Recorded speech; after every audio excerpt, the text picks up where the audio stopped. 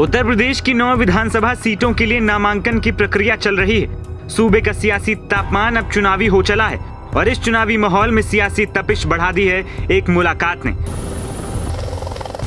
मुलाकात उत्तर प्रदेश के मुखिया योगी आदित्यनाथ और राष्ट्रीय स्वयंसेवक संघ के प्रमुख मोहन भागवत के बीच जो मथुरा में हुई।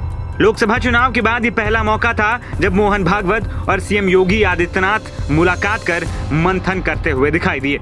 औपचारिक रूप से इस मुलाकात को लेकर यही कहा जा रहा है कि सीएम योगी ने संघ प्रमुख को महाकुंभ में आने का न्योता दिया है, लेकिन 45 मिनट तक चली इस मुलाकात के दौरान बात क्या बस महाकुंभ के न्योता तक सीमित रही, इस पर भरोसा करना थोड़ा मुश्किल है। मिली जानकारी के मुताबिक मुख्यमंत्री योगी आदित्यनाथ शाम करीब 6:32 पर गऊ ग्राम परखम फरह पहुंचे और रात करीब 9:07 पर वहां से निकले। सीएम योगी जिस समय संघ प्रमुख के साथ बैठक कर रहे थे उस समय मीडिया को बाहर ही रोक दिया गया था।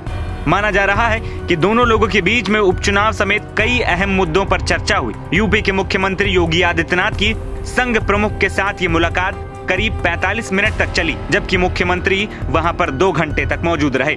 वहीं ये बैठक बेहद अहम मानी जा रही है। इस बैठक में सूत्रों के मुताबिक सूबे की सियासत पर चर्चा हुई।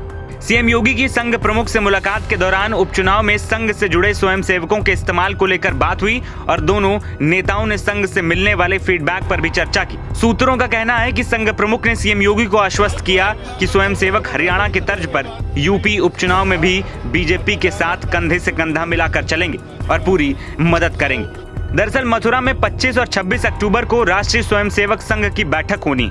इसी बैठक में शामिल होने के लिए संघ प्रमुख मोहन भागवत मथुरा पहुंचे।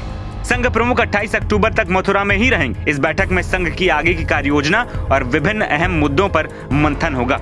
इस बैठक में 46 प्रांतों के प्रांत प्रचारक, सह संघचालक, कार्यवाहक और प्रचारक मौजूद रहेंगे। वहीं लोकसभा चुनाव के नतीजे आने के बाद ये पहला मौका था जब मुख्यमंत्री योगी आदित्यनाथ ने संघ प्रमुख से मुलाकात की। चुनाव में बीजेपी को बड़े स्तर पर नुकसान उठाना पड़ा था। ये सबके सामने यूपी की कई सीटों पर बीजेपी हार गई थी। सपा और कांग्रेस गठबंधन राज्य की 80 में से 43 सीटों पर जीत दर्ज करने में कामयाब रहा था।